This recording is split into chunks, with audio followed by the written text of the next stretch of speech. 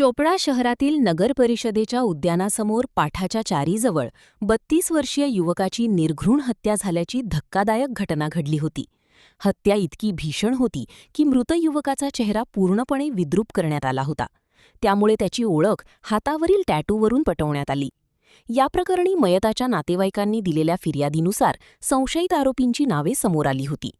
त्यानुसार पोलिसांनी काल एका संशयित आरोपीला ताब्यात घेतले होते.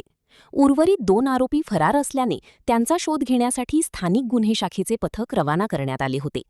दरम्यान गुन्हे शाखेच्या पथकाने दोन्ही फरार आरोपींनाही ताब्यात घेण्यात यश मिळवले. आज 3ही संशयित आरोपींना चोपडा न्यायालयात हजर करण्यात आले असता न्यायालयाने त्यांना 24 एप्रिलपर्यंत पोलीस कोठडी सुनावली असल्याची माहिती पोलीस उपविभागीय अधिकारी अण्णासाहेब घोलप यांनी दिली.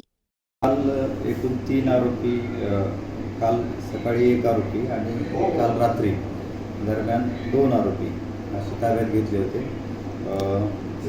तर त्यांना आज प्रथम वर्ग न्यायदंडाधिकारी चोपडा यांची कोर्टात हजर केले आणि त्यांची पोलीस कोठडी रिमांड मागितली.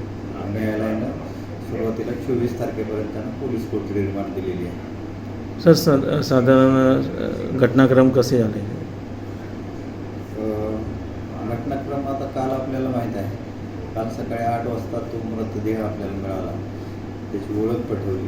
ओळख पटवल्यानंतर नातेवाईकांनी जी तक्रार केली त्या तक्रारीप्रमाणे त्यांना गुन्हा दाखल झाला आणि त्यानंतर संशयित आरोपीची जी नावं सांगितली होती ते आरोपी मुंबईला गेले होते. त्यांच्या मागं स्थानिक गुन्हे शाखेचं पथक आपण पाठवलं होतं अटक करायला. त्या पथकानं काल रात्री त्यांना ताब्यात घेतलेलं आहे. त्यांनी काही कबुली वगैरे दिलं का सर? गुन्ह्याच्या संदर्भानं अजून विचारपूस चालू आहे. सविस्तर एकदा सगळ्या त्यांना विचारपूस झाल्यानंतर ह्या गोष्टी क्लिअर होतील.